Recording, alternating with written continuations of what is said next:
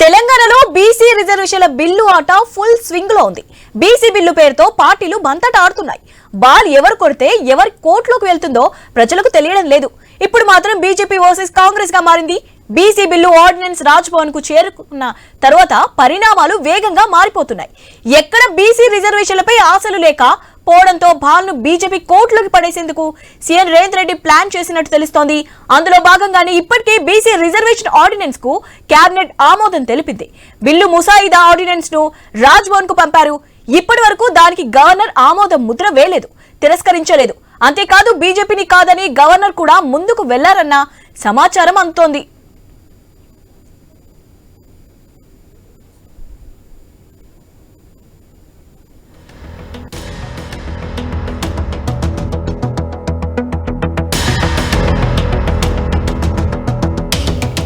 BC రిజర్వేషన్ల కోసం కేంద్రంపై ప్రత్యక్ష యుద్ధం ప్రకటించాలని రేవంత్ నిర్ణయించినట్టు పార్టీ వర్గాలు చెప్తున్నాయి.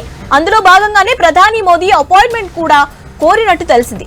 బీసీ రిజర్వేషన్లే ప్రధాన ఎజెండాగా రాహుల్ ను కూడా కలిసే అవకాశం ఉందంటున్నాయి సీఎంఓ వర్గాలు. ఢిల్లీలో బీసీ రిజర్వేషన్లపై ఇండియా కూటమి ఎంపీలకు పవర్ పాయింట్ ప్రజెంటేషన్ కూడా ఇవ్వనున్నారు. కాంగ్రెస్ తరపున చేస్తున్న ప్రయత్నాలను వివరిస్తారని తెలుస్తోంది.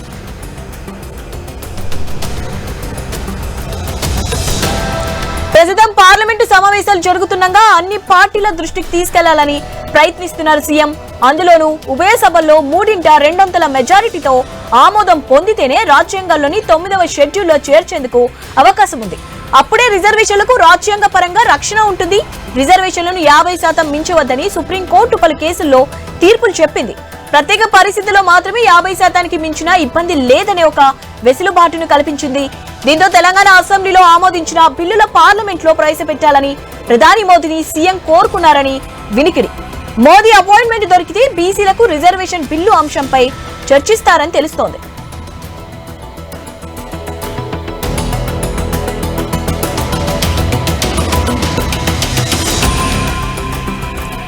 అటు బీసీ రిజర్వేషన్లపై ఇండియా కూటమి పార్టీల మద్దతును కూడగట్టేందుకు రేవంత్ ప్రయత్నాలు మొదలు పెట్టారన్న ప్రచారం కూడా జరుగుతోంది. ఎందుకంటే బీసీలకు 42% రిజర్వేషన్లు ఇస్తామని కాంగ్రెస్ హామీ ఇచ్చింది. బీసీ డిక్లరేషన్ కూడా ప్రకటించింది. అందుకే బిల్లులపై రాష్ట్ర ప్రభుత్వం చేస్తున్న ప్రయత్నాన్ని ఇండియా కూటమి ఎంపీలకు వివరించనున్నారు.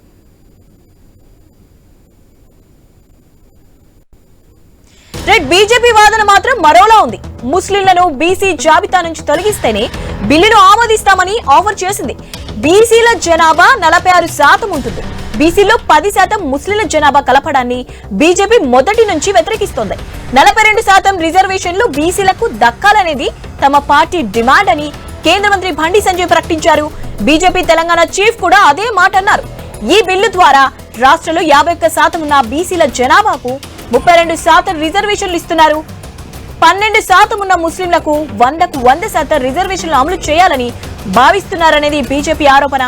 మరి సీఎం ఢిల్లీ రేవంత్ ఏ వరకు నెగ్గుకు వస్తారనేది ఆసక్తిగా నెలకొంది.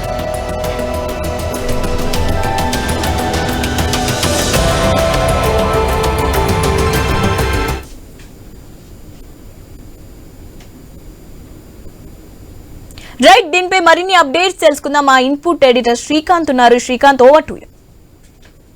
Shivani, good afternoon. సో తెలంగాణలో 42% స్థానిక సంస్థల ఎన్నికల్లో రిజర్వేషన్స్ కల్పిస్తామంటూ తెలంగాణలో కాంగ్రెస్ పార్టీ అధికారంలోకి రాకముందు కామారెడ్డి డిక్లరేషన్ లో ఇచ్చినటువంటి హామీ పరంగా కాంగ్రెస్ పార్టీ అదే అడుగులు వేస్తోంది, స్పష్టంగా కనిపిస్తోంది. సో కాంగ్రెస్ పార్టీ ఇచ్చినటువంటి హామీ మేరకు స్థానిక సంస్థల ఎన్నికలు సెప్టెంబర్ 30లోగా నిర్వహించాలంటూ ఇప్పటికే హైకోర్టు ఆదేశాలున్నాయి. మరోవైపు కాంగ్రెస్ పార్టీ కూడా అదే అడుగులు వేస్తోంది. ఇట్లాంటి నేపథ్యంలోనే మొన్న కేబినెట్ లో కూడా తీర్మానించడం జరిగింది.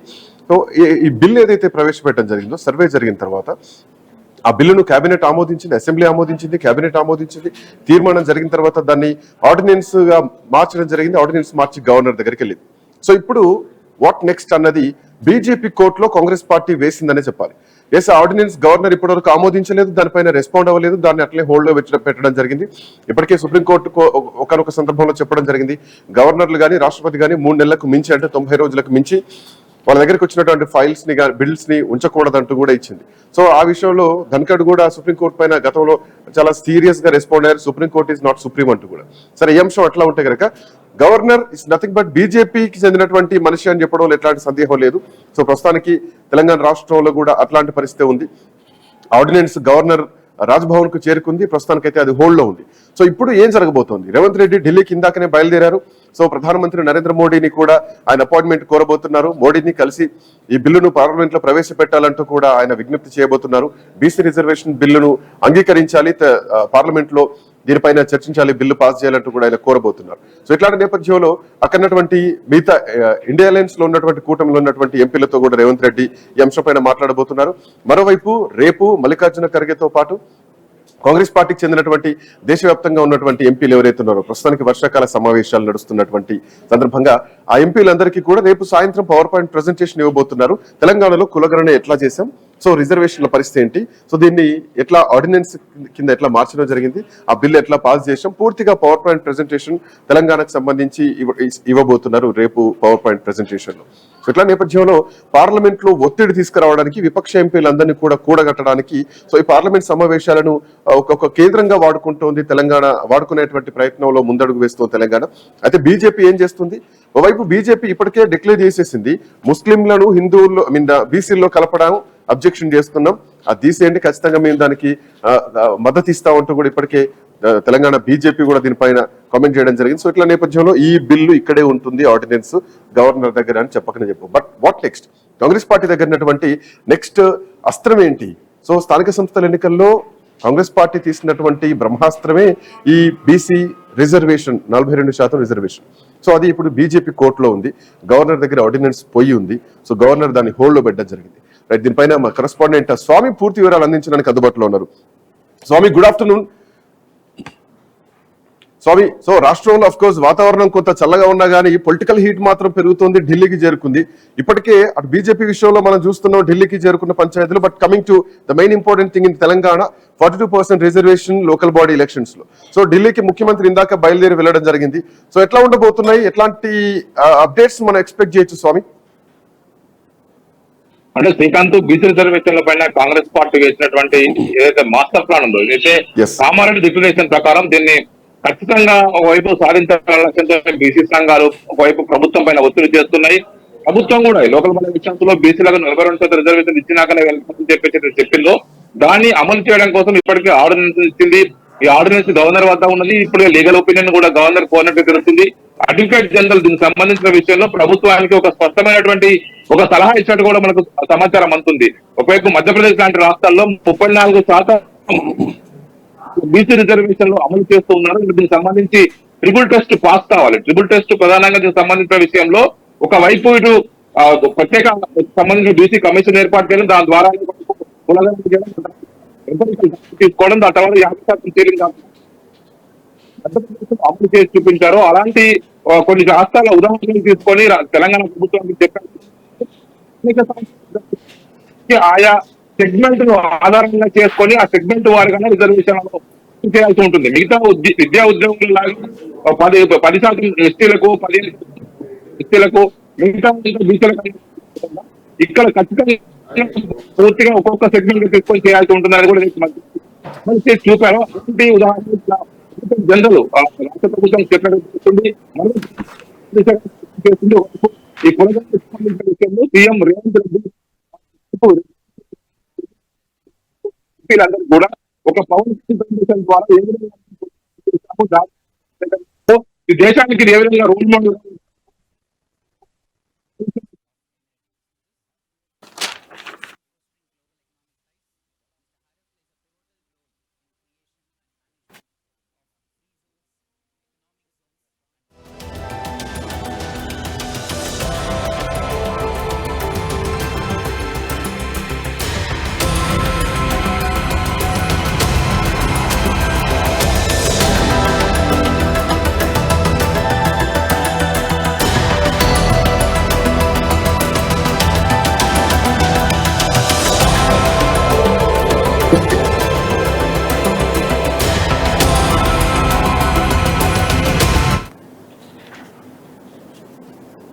మొత్తానికి పెండింగ్ లో ఉన్నటువంటి అంశం అంటే ఇది ప్రస్తుతానికి స్థానిక సంస్థల ఎన్నికలు సెప్టెంబర్ 30 జరగాలంటూ ఇప్పటికే కోర్టు ఆదేశాలు ఉన్నాయి.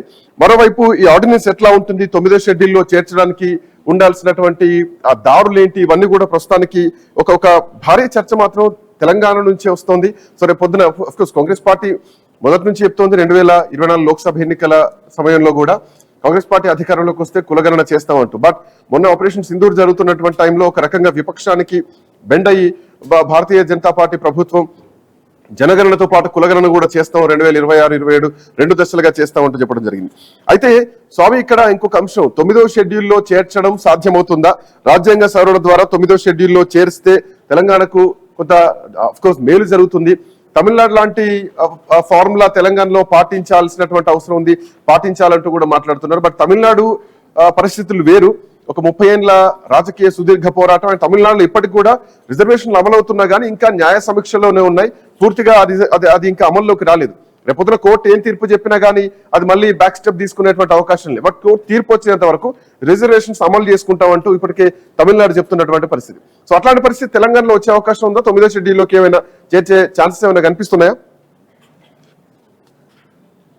పివి నరసింహారావు ప్రైమ్ మినిస్టర్ గా ఉన్నప్పుడు అప్పుడు జయలలిత ఢిల్లీలోనే మకాం వేసి 9th షెడ్యూల్లో తమిళనాడు రిజర్వేషన్ పెట్టించుకోవడం జరిగింది. దీంతో వాళ్ళు సక్సెస్ అయ్యారు. కానీ ఇప్పుడు 9th షెడ్యూల్ సంబంధించిన విషయం అనేది కూడా సుప్రీంకోర్టు రాజ్యాంగ సమీక్షకు లోబడి ఉండదు కాబట్టి దానికి ఆ రాజ్యాంగ భద్రత వచ్చిందని చెప్పేసి అందరూ భావిస్తున్నారు. ఇప్పుడు ఇటీవల కాలంలో సుప్రీంకోర్టు కూడా 9th షెడ్యూల్ ఉన్నటువంటి అంశాలను కూడా మేము అవసరమైతే సమీక్ష చేస్తామని చెప్పేసి మాట్లాడుతుందో అది కూడా కొంత పడుతుంది. అది కూడా ఇప్పుడు లీగల్ గా సుప్రీంకోర్టు కనుక దాన్ని సమీక్ష చేస్తే 50% అన్నింటికంటే మూలంగానే పూర్తి స్థాయి దేశవ్యాప్తంగా రిజర్వేషన్లకు సంబంధించిన కోటాను 50% ఏదో సుప్రీంకోర్టు జడ్జిమెంట్ ఉందో జడ్జిమెంట్ ని కాదని చెప్పి రాజ్యాంగ చేసి కేంద్ర ప్రభుత్వం చట్టం చేస్తే కనుక అది అన్ని రాష్ట్రాలకు ఉపయోగపడుతుంది. ఈ సీలింగ్ అనేది కూడా అన్ని రాష్ట్రాల విషయంలో విద్యా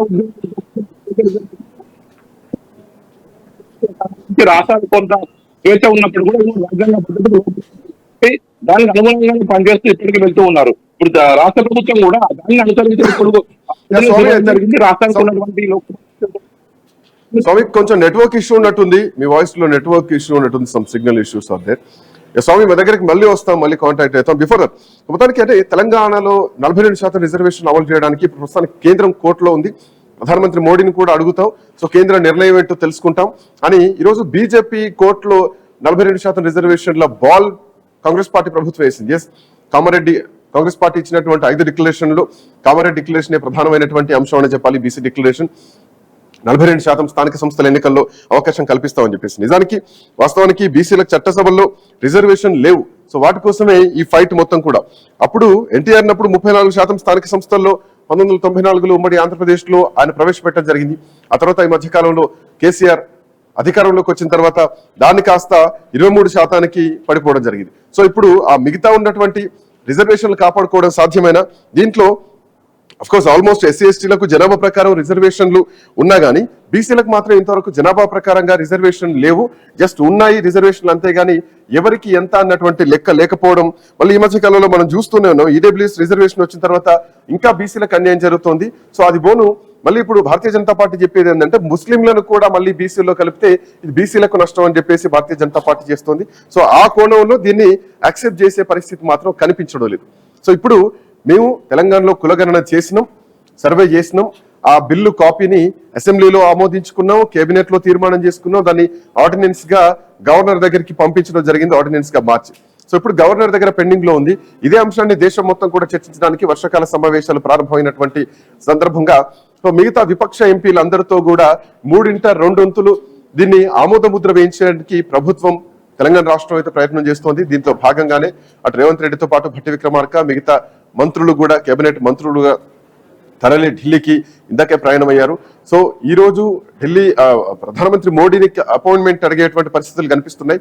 అండ్ రేపు పవర్ పాయింట్ ప్రెజెంటేషన్ ఇవ్వబోతున్నారు. సో రేపు పవర్ పాయింట్ ప్రెజెంటేషన్ లో తెలంగాణలో బీసీ కులగణన ఎలా చేస్తాం, సో దీని వెనకాలన్నటువంటి నేపథ్యం ఏంటి, ఎట్లా అవకాశాలు రాబోతున్నాయి అన్నది కూడా చూడాల్సి ఇదంతా కూడా ఎక్స్ప్లెనేషన్ ముఖ్యమంత్రి రేవంత్ రెడ్డి రేపు పీపీటీ ప్రెజెంటేషన్ ద్వారా ఇచ్చేటువంటి పరిస్థితులు మాత్రం కనిపిస్తున్నాయి.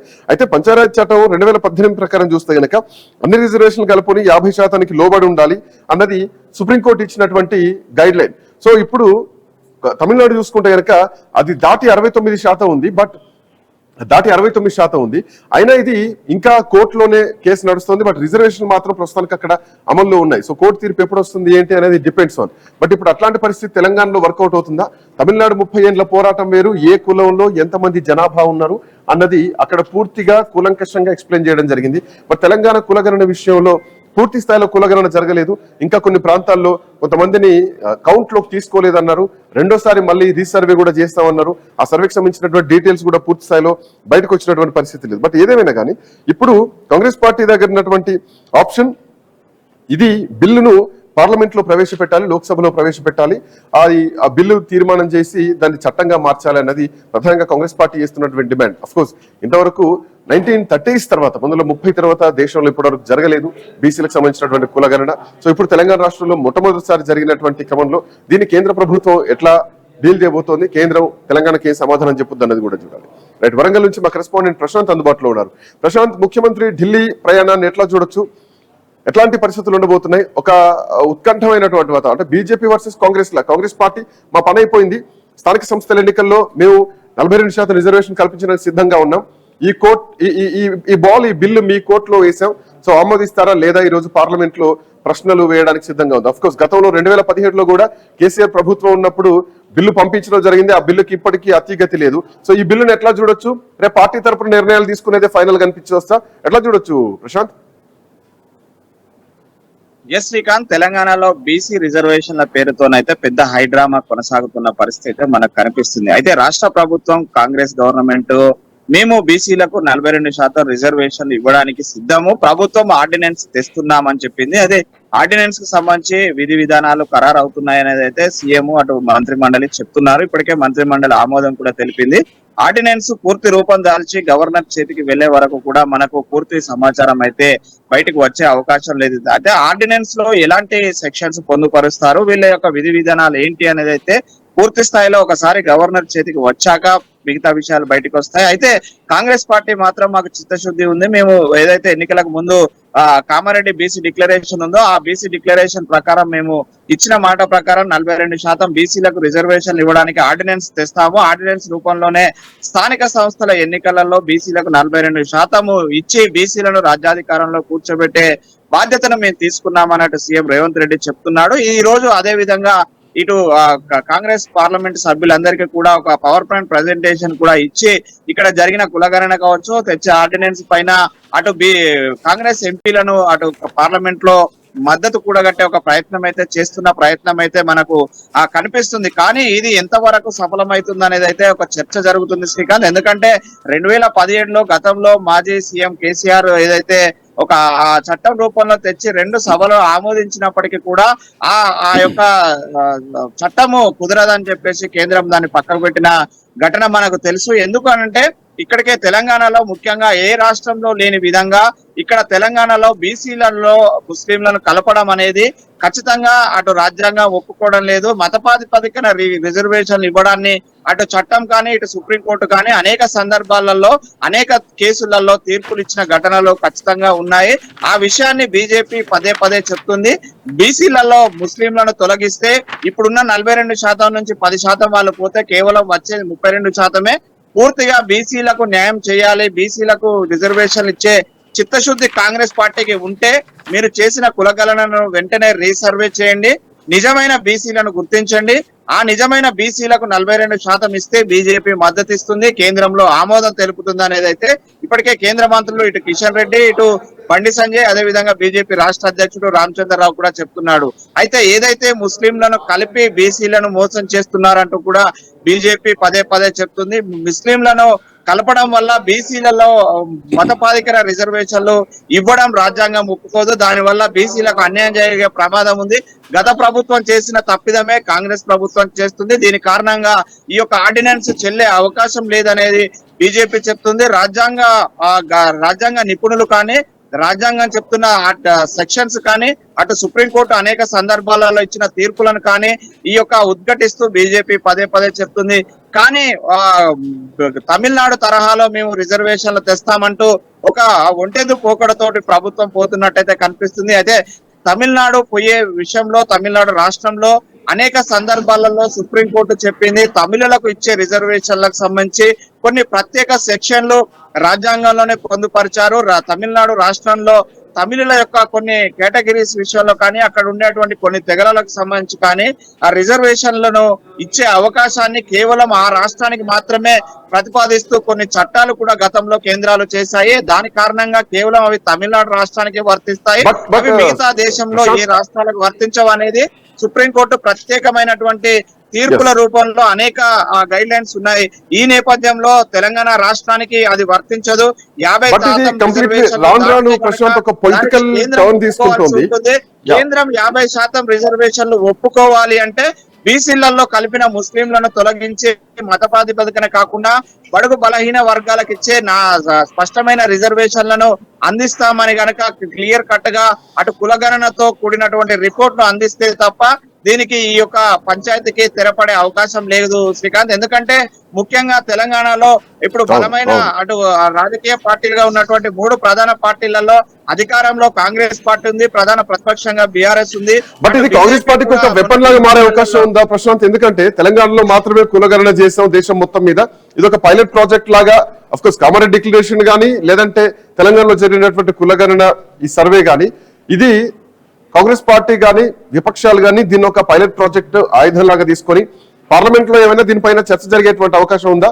ఈ బిల్లుకు సంబంధించి పార్లమెంట్ లో కేంద్రం పైన ఒత్తిడి తెచ్చేటువంటి పరిస్థితులు కనిపిస్తున్నాయి. ఎందుకంటే ఇది ఒక బ్రహ్మాస్త్రం లాగా కాంగ్రెస్ పార్టీ చూసింది ఎన్నికల ముందు.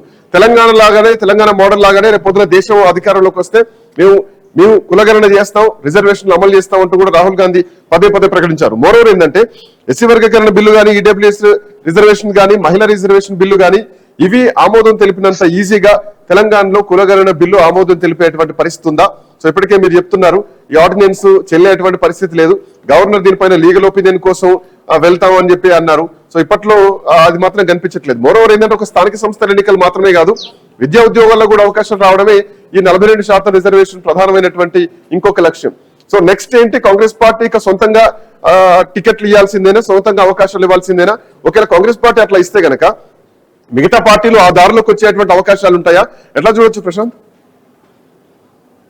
ఎస్ శ్రీకాంత్, అంటే ఒకవేళ కాంగ్రెస్ పార్టీ ఖచ్చితంగా పైచేయి సాధించాలనే ఒక స్పష్టమైన నిర్ణయంతో కనుక ముందుకు వెళ్లి ఆర్డినెన్స్ తెచ్చి గవర్నర్ ఆమోదంతో స్థానిక సంస్థలకు ఎన్నికలకు వెళ్లే అవకాశాలు కొన్ని ఉన్నాయి. గతంలో కొన్ని లోకల్ బాడీ ఎలక్షన్లకు మాత్రం కొన్ని వర్తించని సెక్షన్లు ఉన్నాయి. వాటిని ఆసరాగా తీసుకుని కేవలము లోకల్ బాడీస్ కు మాత్రం వాటిని వర్తించేలాగా ఒక ఆర్డినెన్స్ తెచ్చే అవకాశంలో కాంగ్రెస్ పార్టీ ఆలోచిస్తుంది.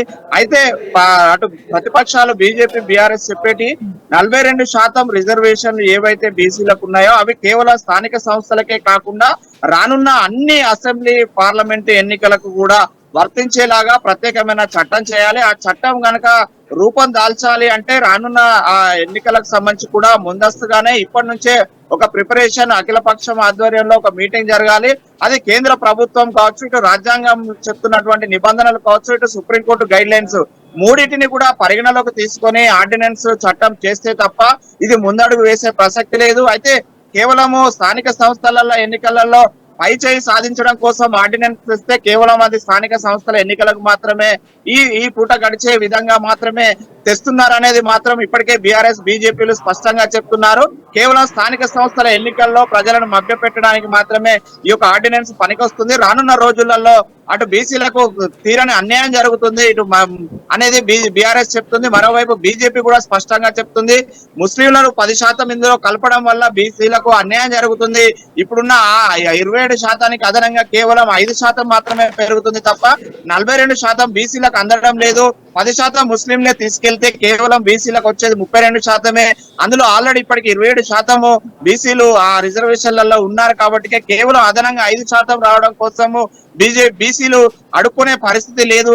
కాబట్టి బీసీలు అడుక్కునే స్థాయి కాదు. బీసీలు రాజ్యాంగబద్ధంగా హక్కులుగా 42% రిజర్వేషన్లు తీసుకొని స్థానిక సంస్థల ఎన్నికలలో ప్రజాప్రతినిధులుగా ఉండాలి అంటే బీసీ కులగణన చేసి స్పష్టమైన రిపోర్టుతో కూడినటువంటి ఆధారాలతో చేసేటువంటి సర్వే మాత్రమే బీసీలకు న్యాయం చేస్తుంది, అందులో ముస్లింలను తొలగించినప్పుడే బీసీలకు పూర్తి న్యాయం జరుగుతుంది అనేది బీజేపీ వాదన. ఎందుకంటే ఇక్కడ బీజేపీ కూడా ఈ యొక్క రిజర్వేషన్ల అమల్లో కీలక పాత్ర ఉంది. ఎందుకంటే కేంద్రంలో పెద్దన్న పాత్ర పోషించేది కేంద్ర ప్రభుత్వంలో ఉన్న బీజేపీ కాబట్టి బీజేపీ అటు ఎలక్షన్ కమిషన్ విషయంలో కావచ్చు, ఇటు రాజ్యాంగంలో ఆ లొసుగులను కావచ్చు, వాళ్ళు అన్నిటిని ఫేస్ చేసేది కేంద్ర ప్రభుత్వమే కాబట్టి ఇటు రాష్ట్ర ప్రభుత్వం ఆర్డినెన్స్ తెచ్చి చేతులు దులుపుకుంటే అది ముందుకు జరిగేది కాదు. ఎందుకంటే రాజ్యాంగబద్ధ పదవులలో ఉన్నటువంటి ఎలక్షన్ కమిషన్ అధికారులు కావచ్చు, ఇటు కేంద్ర ప్రభుత్వము, గవర్నర్లు, రాష్ట్రపతి ఆమోదం స్థాయికి వెళ్ళాలి శ్రీకాంత్. కాబట్టి ఇదంతా కూడా ఒక రాజ్యాంగమైన ప్రాసెస్ కాబట్టి.